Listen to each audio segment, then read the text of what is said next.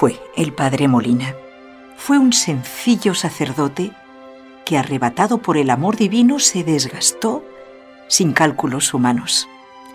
En su dedicación a máxima gloria de Dios y por el bien del hermano necesitado, un hombre incondicional a todas las exigencias de la voluntad de Dios.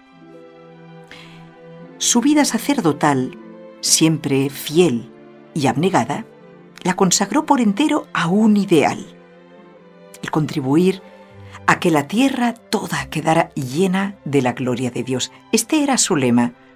En latín quedaba reflejado en 4 breves palabras: omnis terra gloria Dei. Y para ello cumplir hasta lo más menudo, hasta la perfección del detalle, como un enamorado, el primero y el mayor de los mandamientos. Escucha, Israel, el Señor nuestro Dios es el único Señor, y amarás al Señor Dios tuyo con todo tu corazón, con toda tu alma, con toda tu mente y con todas tus fuerzas. Y a tu prójimo, añade San Marcos en su capítulo 12, y a tu prójimo como a ti mismo. Su vida ha sido un don de Dios para todos, un regalo precioso de su amor.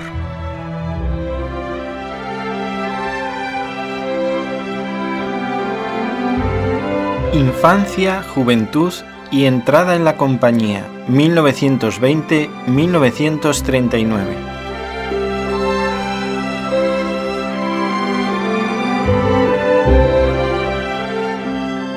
El padre Rodrigo Molina nació el día 23 de octubre de 1920 en un pueblecito de Asturias, España, llamado Pravia.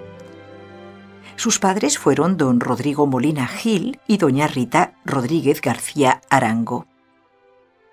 Rodrigo fue el 4º hijo de una familia numerosa de 9 hermanos.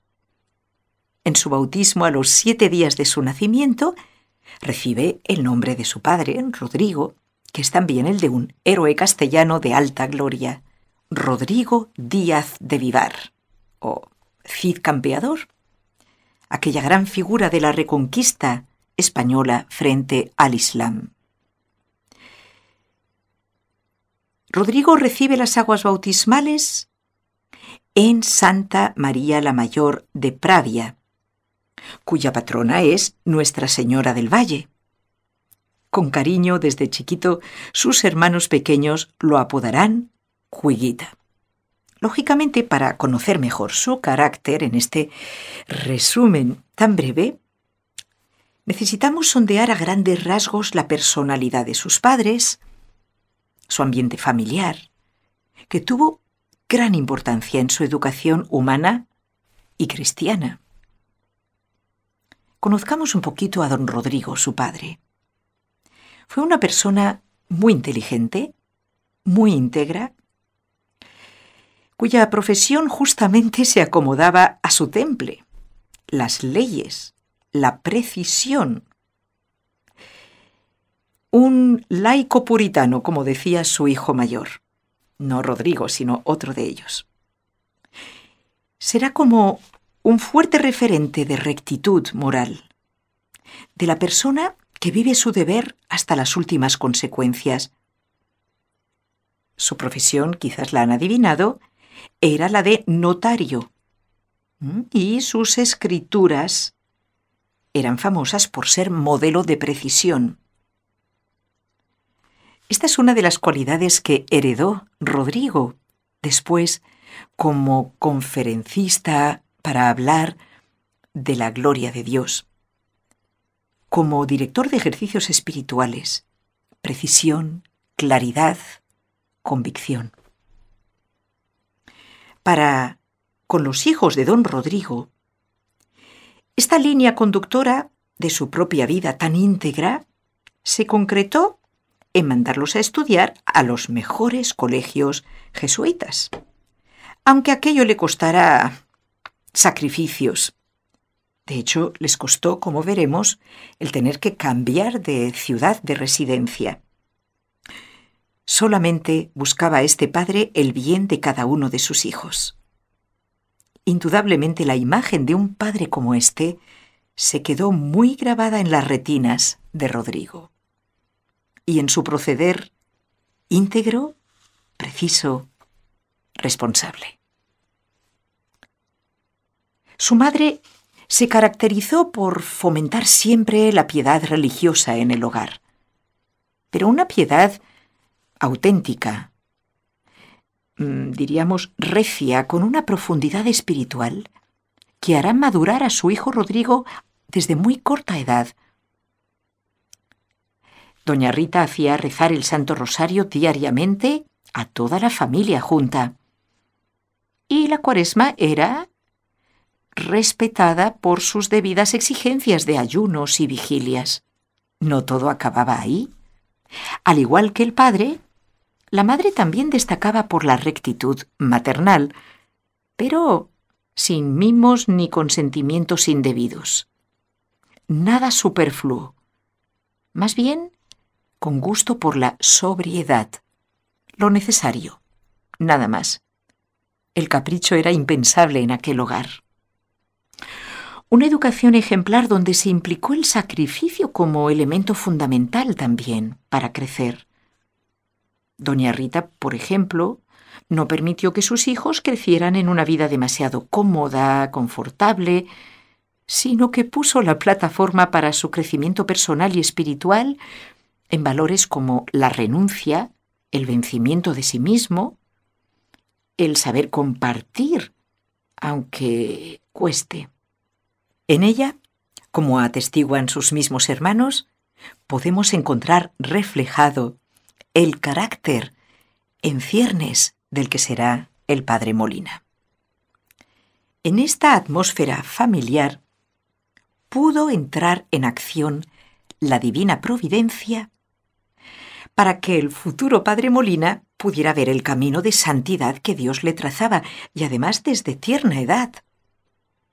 Así lo supo reconocer él y valorar, podemos decir, desde el de su razón. Si no fuera así, hoy simplemente hablaríamos de una persona excepcional, pero no de un modelo e impulsor de santidad.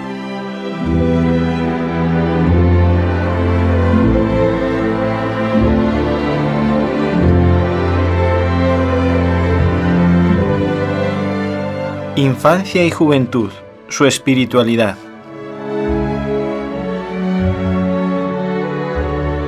Ahora destaquemos sus dotes espirituales en la infancia y adolescencia. A pesar de que el padre Molina, en su humildad, no solía hablar de sí mismo, alguna vez refirió un hecho de su niñez que lo dejó vivamente impresionado, y es el siguiente.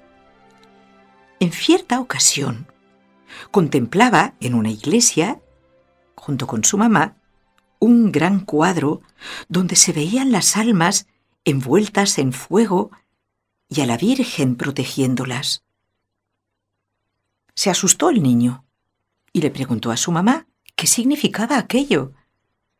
Doña Rita le explicó que ese cuadro representaba el fuego del purgatorio y todo lo que esto significa. Percibimos cómo desde pequeño ya lo devoraba el hambre de la verdad, un ansia ardiente de Dios, un deseo que no era meramente intelectual, sino de acción, coherente con la fe. Y esta sed de darse él a Dios enseguida lo mueve a sacrificarse. La mejor prueba de ello es que a los 14 años, por un descuido suyo, uno de sus hermanos descubrió en la habitación de Rodrigo un instrumento de penitencia con el que ya mortificaba su cuerpo, siendo adolescente. Es importante destacar un momento medular de su infancia, de toda su vida, la primera comunión. La recibió a los 7 años, el día 13 de junio de 1928, en la Colegiata de Santa María la Mayor, en Pravia. No conocemos sus impresiones de aquel momento, pero sí las podemos vislumbrar por lo que luego dejarían traslucir sus comuniones. Un padre jesuita, compañero suyo en Curía, Portugal, años después, afirmará que Rodrigo, después de comulgar, no podía evitar que le brotaran las lágrimas durante la acción de gracias. Su ardiente devoción eucarística, la conciencia que tenía de la presencia real de Jesús, sin duda arrancó en ese primer encuentro y tuvo un largo y hermoso recorrido hasta toda su vida sacerdotal. Así lo vivió y lo expresó. Que tu vida sea anuncio lleno de entusiasmo de este amor de Dios entre los hombres que es la Eucaristía. En realidad sí que acabamos de tocar el alma de su alma, que siempre fue Cristo mismo, entronizado en el Santísimo Sacramento del altar. Con él pasó la mayoría de sus mejores horas, toda su vida. Así se demuestra la fe. De ahí que, más adelante, él llegara a afirmar de forma contundente que querer construir el mundo fuera de la Eucaristía, sin hacer caso de la Eucaristía, sin adorar a Jesús en la Eucaristía, es querer poner luz fuera de la luz. Es absurdo. Así podemos comprender también algunos rasgos heroicos para su edad. Fíjense lo que cuentan sus hermanos. Se sacrificaba una barbaridad. Durante la guerra, 1936 a 1939, por estar asediada Madrid, se pasaba un hambre terrible. Mamá solo podía darnos para el desayuno la cuarta parte de un panecillo pequeño con un poquitín de aceite. Y era todo lo que tomábamos por la mañana. Entonces, Rodrigo partía su ración por la mitad y me daba a mí una mitad y la otra mitad a Luis, quedándose él sin nada. Nosotros, como éramos chiquillos, nos lo comíamos sin más, por el hambre que teníamos. Pero mamá, que lo vio una vez, le riñó, diciéndole: «No hagas eso más, te puedes morir». A la luz de Dios, a la luz de su adoración, fue ascendiendo como niño, como joven, hacia la perfección cristiana. Es verdad que, según lo describen sus hermanos, tenía un genio muy vivo. Vio en el mismo Cristo su modelo y se dejó forjar. Se apoyó en la gracia, con la mayor entereza. Por eso, su oración se convirtió como en una necesidad vital permanente desde muy pequeño. Así lo cuenta uno de sus hermanos. Rodrigo tenía un recogimiento especial cuando estaba en la iglesia. Mamá tenía que retirarlo diciendo: «Vámonos ya a casa». Se ponía de rodillas en la iglesia y no terminaba nunca. Según su historial académico, entre 1931 y 32, cursa el primer año de bachiller en la ciudad de Oviedo, en el norte de España, en Asturias, región, con los jesuitas. Pero por causa de la naciente persecución religiosa, que luego daría lugar a la guerra civil, ya en 1932 tendrá que volver a Pravia, a su pueblo.